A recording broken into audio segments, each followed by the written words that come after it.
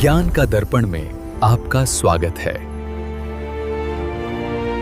नमस्कार भक्तों, आज हम उस सनातन परंपरा के गूढ़ रहस्य पर चर्चा करेंगे जो हमारे घरों में सदियों से चली आ रही है, परंतु आज की भागदौड़ भरी जिंदगी में हम उसका आध्यात्मिक और वैज्ञानिक महत्व भूलते जा रहे हैं। वह पावन परंपरा है गौ ग्रास यानी भोजन की पहली रोटी गाय को देना। गौ सेवा एक आध्यात्मिक महायज्ञ। शास्त्रों में कहा गया है गावो विश्वस्य मातरा, अर्थात गाय विश्व की माता है। जब हम रसोई में भोजन बनाते हैं तो पहली रोटी गाय के लिए निकालना केवल एक संस्कार नहीं बल्कि एक संपूर्ण आध्यात्मिक चिकित्सा है।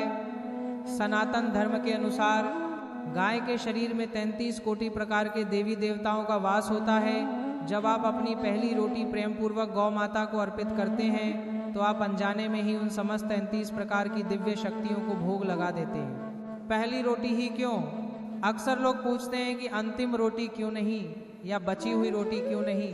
भक्तों, पहली रोटी सात्विकता का प्रतीक है, जो सबसे शुद्ध, सबसे ताजी और सबसे पहली है वह ईश्वर और उनकी प्रतिनिधि गौ माता को समर्पित होनी चाहिए। यह हमारे भीतर के त्याग भाव को पुष्ट करती है। यह सिखाती है कि स्वयं के उदर की ज्वाला शांत करने से पहले हमें उस जीव का ध्यान रखना चाहिए जो निस्वार्थ भाव से समाज को अमृत तुल्य दूध प्रदान करती है। पितृदोष और ग्रहों की शांति। ज्योतिष शास्त्र की दृष्टि से देखें तो पहली रोटी गाय को देने से कुंडली के अनेक दोष शांत हो जाते हैं। पितृदोष, यदि आपके घर में अशांति है या उन्नति रुकी हुई है तो गाय को रोटी देने से पितरों को तृप्ति मिलती है। शनि और राहु केतु, काले रंग की गाय को रोटी खिलाने से शनि की साए साती और राहु केतु के अशुभ प्रभाव कम होते हैं। शुक्र ग्रह, जो व्यक्ति नियमित रूप से गौ ग्रास निकालता है उसका शुक्र ग्रह बलवान होता है, जिससे जीवन में सुख, समृद्धि और ऐश्वर्य की प्राप्ति होती है। वैज्ञानिक और सामाजिक दृष्टिकोण।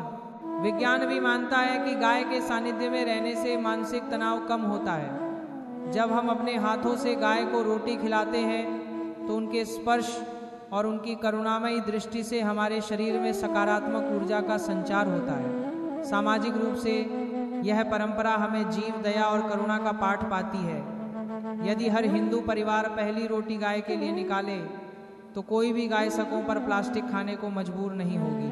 घर में सुख शांति का वास।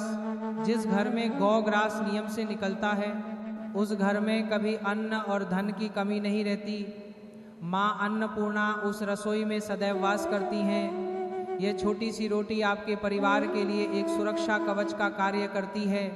यह आने वाली विपदाओं को टाल देती है और बच्चों में सेवा भाव के संस्कार रोपती है। याद रखें, गाय कोई साधारण पशु नहीं है, वह साक्षात धरती का स्वरूप है। उनकी सेवा ही नारायण की सेवा है।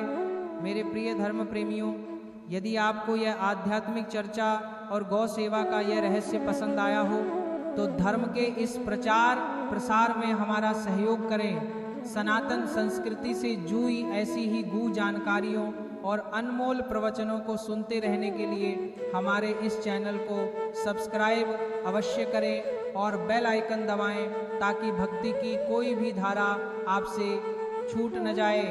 इस संदेश को अन्य भक्तों के साथ साझा कर पुण्य के भागी बने। जय गौ माता, जय श्री कृष्ण। क्या आप चाहते हैं कि मैं इस प्रवचन के आधार पर गौ सेवा के लाभों की एक संक्षिप्त सूची या सारिणी तैयार कर दूं?